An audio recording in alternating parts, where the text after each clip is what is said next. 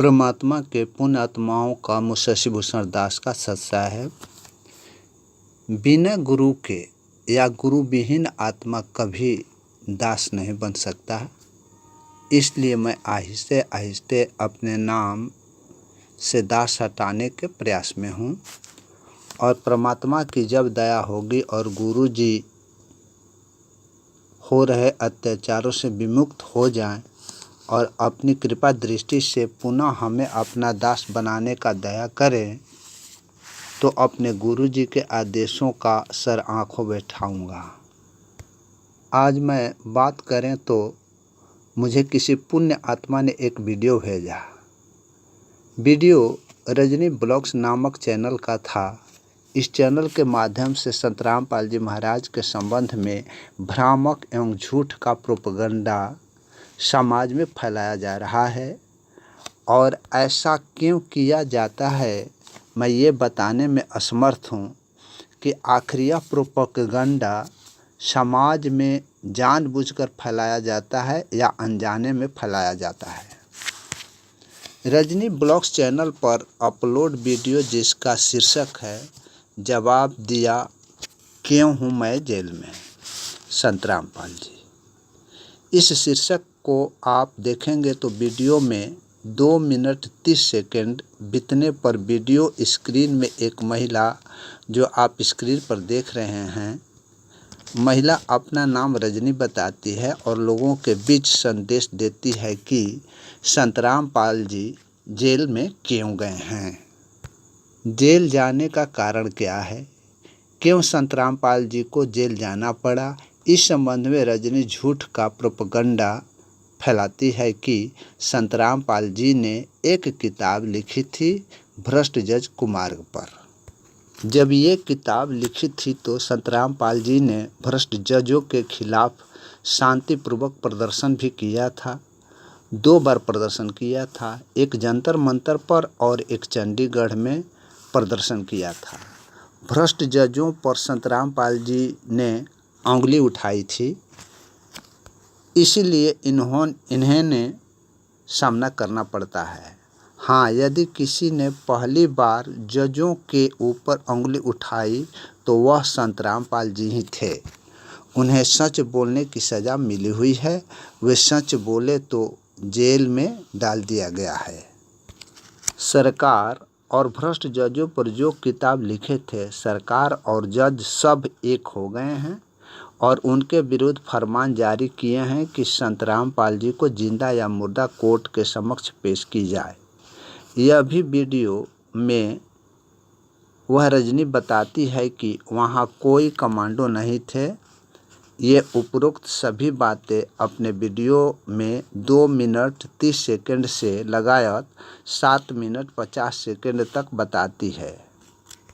अर्थात रजनी का कहना है कि संत रामपाल जी महाराज ने भ्रष्ट जज कुमार्ग पर नामक पुस्तक लिखी और जजों के विरुद्ध जंतर मंतर एवं चंडीगढ़ में प्रदर्शन करने के कारण बरवाला कांड का जन्म हुआ और संत रामपाल जी महाराज के विरुद्ध न्यायालय ने झूठा मुकदमा बनाकर उन्हें जेल में ठूस दिया गया है। इस तरह रजनी जी ने अपने रजनी ब्लॉग चैनल के माध्यम से सारा दोष संत रामपाल जी पर डाल दी है। रजनी जी के उपरोक्त तथ्यों के संदर्भ में मुझ शशिभूषण सिंह का कहना है कि सबसे पहले जान लीजिए कि ये रजनी ब्लॉग्स चैनल राष्ट्रीय समाज सेवा समिति उर्फ मैनेजमेंट के सपोर्टेड चैनल है। इस चैनल पर आकर संत जी का वकील अभिषेक चौधरी केसों के बारे में थोड़ी बहुत लोगों के बीच रखते हैं। खैर, इन सब बातों को छोड़ते हुए मैं अपने मेन मुद्दा पर आता हूँ। रजनी ने समाज के लोगों के बीच यह बिल्कुल ही झूठ एवं भ्रम फैलाकर राष्ट्रीय समाज सेवा समिति उर्फ मैनेजमेंट एवं षड्यंत्रकारियों का साथ देती है।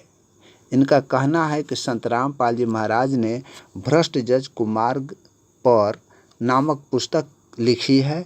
इस संबंध में मैं आपको प्रमाण सहित सत्य से रूबरू कराता हूँ कि इस पुस्तक को संत रामपाल जी महाराज नहीं लिखे हैं बल्कि राष्ट्रीय समाज सेवा समिति ने लिखी है।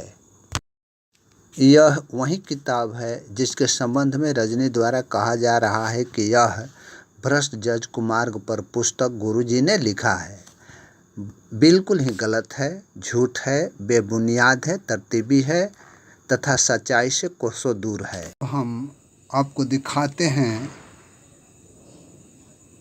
कि ये भ्रष्ट जज कुमार्ग पर ये पुस्तक जिसके संबंध में रजनी ने कुछ और कह रही है, इस संबंध में मैं आपको बताना चाहता हूँ कि ये भ्रष्ट जज कुमार्ग पर संत रामपाल जी महाराज ने नहीं लिखा है, बल्कि इसे राष्ट्रीय समाज सेवा समिति के लोगों ने लिखा है। आप इस बुक को पलट करके देखें। ये भ्रष्ट जज कुमार्ग पर प्रकाशक एवं मुद्रक राष्ट्रीय समाज सेवा समिति के सर्व सदस्यगण हैं। ये आप लोग खुद पढ़ लें। इसके अलावा आपको इस बुक के अंतिम पृष्ठ पर आपको दिखाते हैं कि प्रार्थी में कौन है। राष्ट्रीय समाज सेवा समिति के सर्व 10 लाख सदस्य तथा ठीक इसके बाईं तरफ में आप देखेंगे पत्राचार का पता में मास्टर राम कुमार ढाका, मकान नंबर 704, वार्ड नंबर 18, रोहतक, राज्य हरियाणा का रहने वाला है, जो राष्ट्रीय समाज सेवा समिति का अध्यक्ष है। अब आप पुण्य आत्माओं खुद निर्णय लो कि ये राष्ट्रीय समाज सेवा समिति, मैनेजमेंट, कोऑर्डिनेटर आदि ने कैसे कैसे गुरुजी को झूठ के मुकदमों में फंसाकर जेल में डलवाकर भी उन्हें समाज में बदनाम करते चले आते हैं।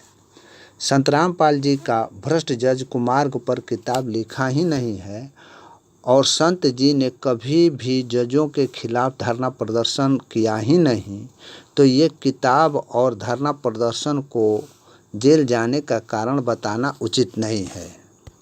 वास्तविक तथ्य यह है कि राष्ट्रीय समाज सेवा समिति उर्फ मैनेजमेंट तथा इनके पालतू गुंडे काले कमांडो ने दिनांक 14/7/2014 को हिसार में अपने काले कमांडो के जरिए हिसार कोर्ट कैंपस को रातों रात अपने कब्जे में ले लिए तथा वकीलों के साथ बदतमीजी करने लगे।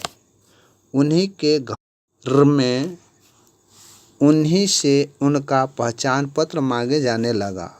वकील एवं काले कमांडो तथा राष्ट्रीय समर्थित अनुयायियों ने वकील के साथ झड़प भी की। इसका नतीजा हुआ कि हिसार कोर्ट ने चंडीगढ़ हाई कोर्ट को इसकी सूचना भेजा।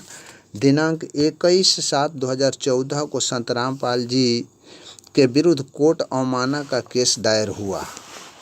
इस अवमानना वाले केस में प्रारंभिक अवस्था में केवल संत रामपाल जी महाराज के विरुद्ध अवमानना का केस दायर हुआ था, क्योंकि हिसार में 14/7/2014 को जो घटना कारित हुई थी उसमें केवल संत रामपाल जी महाराज का जयकारा लगने के कारण अकेला नाम आया, क्योंकि कोई दूसरे व्यक्ति का नाम पता की जानकारी नहीं थी। गुरुजी के नाम से जयकारा लगाने के कारण केवल गुरुजी का नाम उस मुकदमा में आया।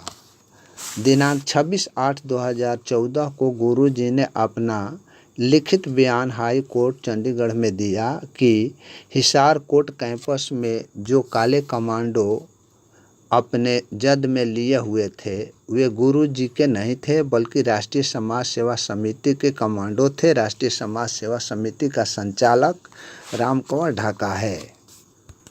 जब गुरुजी ने अपना जवाब चंडीगढ़ में दिया और राम कुमार ढाका का नाम आया एवं कोर्ट में राम कुमार ढाका के विरुद्ध सम्मन जारी किया, तो राष्ट्रीय समाज सेवा समिति उर्फ मैनेजमेंट को आग लग गई और राष्ट्रीय समाज सेवा समिति उर्फ मैनेजमेंट के काले कमांडो ने संत रामपाल जी महाराज को आश्रम में नज़रबंद कर दिए। गुरु जी को न्यायालय तक जाने नहीं दिए। परिणाम हुआ कि मजबूर होकर प्रशासन ने अपना कदम उठाया और बरवाला कांड का जन्म हुआ। वह भी जन्म राष्ट्रीय समाज सेवा समिति उर्फ मैनेजमेंट के करतूतों से हुआ। कमांडो के माध्यम से पुलिस के विरुद्ध युद्ध छिड़वा दिए।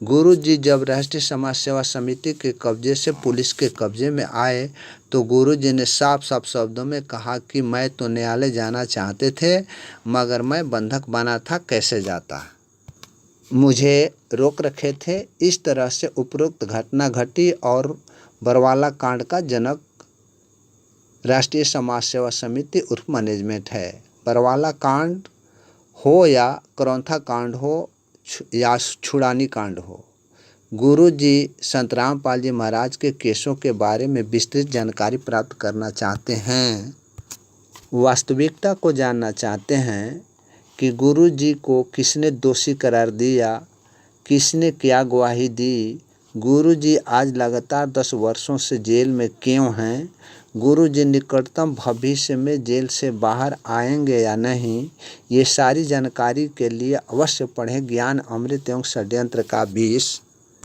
इस किताब को जिस भगत भाई ने पढ़ लिया वे परमात्मा के वास्तविक मार्ग को पकड़ लिया, अन्यथा असत्य मार्ग का पथिक बनकर अपना अस्तित्व खोते जाओगे। इसलिए आपको सतर्क की जाती है कि असत्य पथ से बचने के लिए अवश्य पढ़ें ज्ञान अमृत एवं षड्यंत्र का विष। इसे मंगाने के लिए 99-315-92-093 पर संपर्क कर सकते हैं या व्हाट्सएप मैसेज भेज सकते हैं। इसी के साथ ही आज के लिए बस इतना ही, आगे फिर मिलेंगे। सत साहेब।